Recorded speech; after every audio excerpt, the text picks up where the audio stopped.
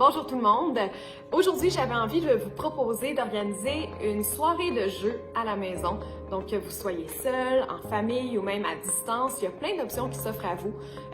Premièrement, si vous avez des jeux de société à la maison, ça va de soi, vous pouvez jouer à ça. Mais moi, j'avais envie de faire quelques propositions pour les gens qui n'ont pas de jeux de société, justement. Donc, si vous avez un paquet de cartes, tout simplement, vous avez dans vos mains une centaine de jeux.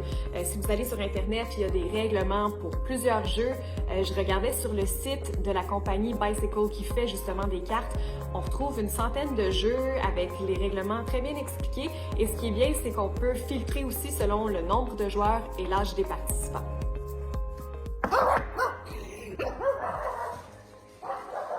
Il n'y a personne à la porte parce qu'il me restait une carte. On peut aussi se servir d'un paquet de cartes normal pour jouer à des jeux plus complexes qui viendraient en boîte habituellement, entre autres le jeu des loups-garous, où on peut remplacer les rôles des personnages par des valeurs de cartes. Donc de 1 à 3 par exemple, ce serait le rôle d'un villageois, les loups-garous seraient remplacés par des rois, donc on en met 1 ou 2 dans le paquet, et ainsi de suite. Il y a tous les règlements que vous pouvez trouver facilement en ligne. Un petit peu comme les cartes, les dés aussi vous offrent plusieurs options. Vous pourriez jouer entre autres au 5000, jeu très populaire, ou je pense aussi à Yahtzee. On n'a pas besoin d'avoir la boîte de jeux pour pouvoir jouer. Si vous avez 6 dés, vous pouvez facilement trouver des grilles de calcul en ligne ou même fabriquer votre propre grille pour calculer les points. Et ce qui est bien, c'est que vous pouvez même jouer à ça à distance parce que du moment que vous avez 6 dés, chaque joueur est responsable de rouler ses propres dés. Donc vous pouvez très bien jouer en vidéoconférence. Full house! Il y a plusieurs jeux comme ça aussi que vous pouvez recréer à la maison sans nécessairement avoir la boîte. Par exemple, le jeu Categories qui consiste à trouver un mot qui commence par la même lettre dans 12 catégories différentes. Bien, vous pourriez faire vos propres catégories, par exemple, titre d'un livre, profession. Et là, tout le monde a la même liste de catégories. On choisit une lettre de façon aléatoire, puis on tente de trouver un mot pour chaque catégorie le plus rapidement possible. Ok, fait que dans la catégorie œuvre d'art, moi j'ai mis Mona Lisa. Toi, qu'est-ce que t'as mis? T'as mis maman. T'es tellement cute. C'est pas du tout organisé avec la fée des vues, ça, non, non. Si vous avez du temps, vous pourriez aussi fabriquer votre propre jeu de bataille navale, donc le Battleship. Vous avez une grille pour vos navires et pour les navires de votre adversaire. Vous essayez de deviner où il est. Moi, ce que je suggère, c'est de se commander 2 grosses pizzas. Vous vous demandez, c'est quoi le rapport de la pizza? Ben, c'est parce que ça vous donne l'installation parfaite pour cacher votre jeu. Et c'est surtout une très bonne excuse pour manger de la pizza. Vous pourriez aussi faire votre propre jeu de bingo.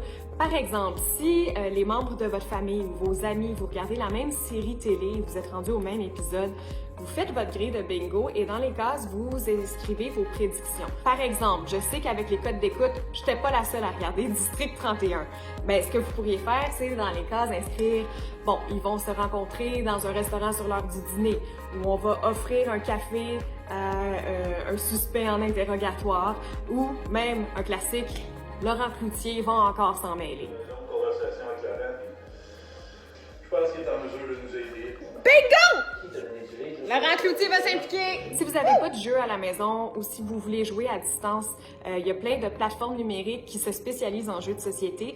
Je pense entre autres à Tabletopia qui propose un abonnement mensuel qui vous donne accès à plus de 900 jeux de société. Il y a aussi Tabletop Simulator qui nous permet de jouer virtuellement avec des amis et c'est vraiment bien fait, là. Tout le monde voit le même plateau de jeu comme si on était autour d'une table. Ça coûte une vingtaine de dollars pour avoir accès au simulateur de base. Ensuite, vous pouvez acheter les jeux, mais ce qui est bien, c'est qu'un des joueurs peut acheter le jeu et inviter les autres abonnés à se joindre à lui, donc il y a seulement une personne qui paye. Autrement, il y a plein d'applications mobiles pour jouer au Scrabble, au crib ou même au poker sur votre téléphone. Autrement, il y a aussi plein d'entreprises de jeux ou de loisirs qui ont commencé à offrir des soirées de jeux questionnaires en ligne. C'est le cas entre autres du Small Print Board Game Café à Charlottetown et du Board Game Room Café à Halifax, qui fait d'ailleurs aussi la livraison de jeux et de casse-tête. Il y a aussi le bistrot ludique, le Mock Tortue à Shediac, qui offre des soirées trivia tous les lundis. Donc, les animateurs posent des questions sur Facebook en direct et les participants peuvent s'inscrire et répondre aux questions sur la plateforme numérique Kahoot.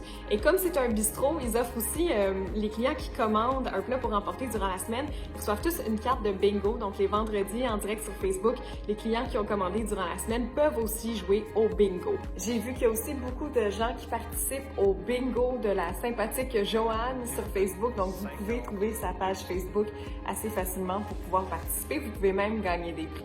Bref, c'est pas les options qui manquent. On peut facilement trouver des jeux un peu partout. J'espère que vous allez vous amuser. Si vous avez des suggestions de jeux, n'hésitez pas à les partager avec nous dans les commentaires. On se retrouve très bientôt.